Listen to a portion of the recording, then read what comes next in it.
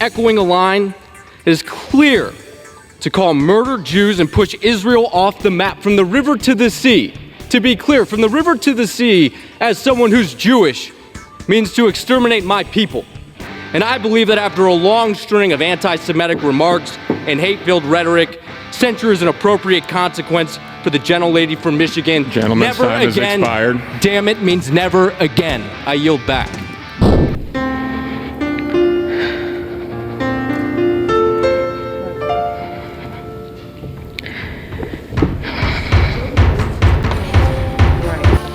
Lady from Michigan is recognized for 5 minutes. I'm 4.5 minutes, sorry. It's okay. I'm the only Palestinian American serving in Congress, Mr. Chair, and my perspective is needed here now more than ever. I will not be silenced, and I will not let you distort my words. Folks forget I'm from the city of Detroit, the most beautiful, blackest city in the country, where I learned to speak truth to power even if my voice shakes. Trying to bully or censor me won't work, because this movement for a ceasefire is much bigger than one person. It's growing every single day. There are millions of people across our country who oppose Netanyahu's extremism and are done watching our government support collective punishment and the use of white phosphorus bombs that melt flesh to the bone. They are done watching our government, Mr. Chair, supporting cutting off food, water, electricity, and medical care to millions of people with nowhere to go. Like me, Mr. Chair, they don't believe the answer to war crimes is more war crimes. The refusal of Congress and the administration to acknowledge Palestinian lives is chipping away at my soul. Over 10,000 Palestinians have been killed. Majority were children. But let me be clear. My criticism has always been of the Israeli government and Netanyahu's actions. It is important to separate people and governments, Mr. Chair. No government is beyond criticism. The idea that criticizing the government of Israel is anti-Semitic sets a very dangerous precedent, and it's being used to silence diverse voices speaking up for human rights across our nation. Do you realize what it's like, Mr. Chair, for the people outside the chamber right now, listening in agony to their own government dehumanizing them?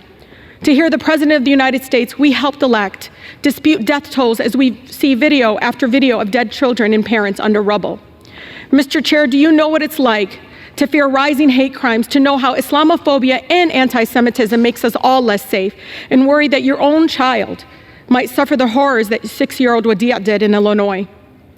I can't believe I have to say this, but Palestinian people are not disposable.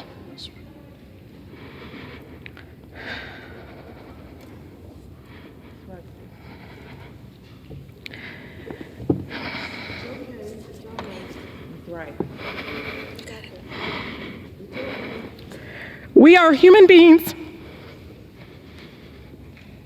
just like anyone else. My city, my grandmother, like all Palestinians, just wants to live her life with freedom and human dignity we all deserve. Speaking up to save lives, Mr. Chair, no matter faith, no matter ethnicity, should not be controversial in this chamber.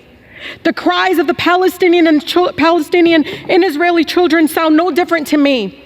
What I don't understand is why the cries of Palestinians sound different to you all. We cannot lose our shared humanity, Mr. Chair. I hear the voices of advocates in Israel, in Palestine, across America, and around the world for peace. I am inspired by the courageous survivors in Israel who have lost loved ones, yet are calling for a ceasefire and the end to violence. I am grateful to the people in the streets for the peace movement, with countless Jewish Americans across the country standing up and lovingly saying, "Not in our name." We will continue to call for a ceasefire, Mr. Chair, for the immediate delivery of critical humanitarian aid to Gaza, for the release of all hostages and those arbitrarily detained, and for every American to come home. We will continue to work for a real lasting peace that upholds human rights and dignity of all people and centers in peaceful coexistence between Israelis and Palestinians, and censures no one, and ensures that no person, no child has to suffer or live in fear of violence. 71% of Michigan Democrats support a ceasefire. So you can try to censure me, but you can't silence their voices. I urge my colleagues to join with the majority of Americans and support a ceasefire now to save as many lives as possible. President Biden must listen to and represent all of us, not just some of us. I urge the president to have the courage to call for a ceasefire and the end of killings. Thank you, and I yield. This rhetoric by members of Congress is not only careless, it is dangerous. American cities and cities around the world have been flooded with anti-Israeli protests. Protesters scream, "Intifada." They demand a cleansing of Jews from the Jordan River to the Mediterranean Sea, the destruction of Israel, the destruction of the United States of America. They rip down the pictures of Jewish children and Jewish babies being held hostage in Gaza. It is reprehensible. It is unacceptable. Hamas is a terrorist organization that does not care about the Palestinian people and whose sole goal is to wipe Israel from the face of the earth.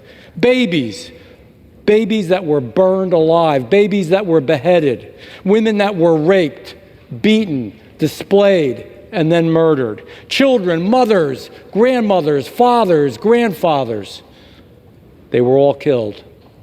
Anyone who supports this or refuses to condemn it has no place in the United States Congress. I thank the gentleman for yielding. Mr. Speaker, I rise today at what I think is a very serious moment for our country and for the world. Hate and anti-Semitism are on the rise. Our strongest ally and great friend Israel is under siege at the hands of brutal terrorists. And a member of the United States Marines House of Representatives echoing a line, it is clear to call murdered Jews and push Israel off the map from the river to the sea. To be clear, from the river to the sea, as someone who's Jewish, means to exterminate my people. Never again. Mr. Speaker, the ADL recently reported that anti-Semitic incidents rose by roughly 400% in the 2 weeks following Hamas's evil attack on Israel, which began 1 month ago today. There is no question that these incidents are a direct result of the hate-filled lies and anti-Semitic rhetoric perpetuated by members of this body. From the river to the sea. What exactly does that mean, from the river to the sea? Palestine will be free. I'm happy to educate all of you. It means the extermination of the Jewish people. I understand that my colleague, the gentlelady from Michigan, thinks that this is some kind of aspirational message. It's a joke. Mr. Speaker, I do think that this is an aspirational message, but it's not an aspiration for peaceful coexistence. It's an aspiration to erasure of the state of Israel and its people, the Jewish people who call it home, who've been refugees since the very beginning of time. It is an aspiration to the genocide of Jews. Mr. Speaker, I believe strongly that members of this body should be able to speak their minds freely, but I also think there should be consequences for those who use their platforms to perpetuate garbage that puts any American at risk, especially because of their religion. Mr. Speaker, I believe that actions have consequences, and I believe that after a long string of anti-Semitic remarks and hate-filled rhetoric, censure is an appropriate consequence for the gentlelady from Michigan. Gentleman's Never time has again. expired. Damn it means never again. I yield back. Gentleman from Georgia reserves. Yes. Gentleman from Maryland is recognized.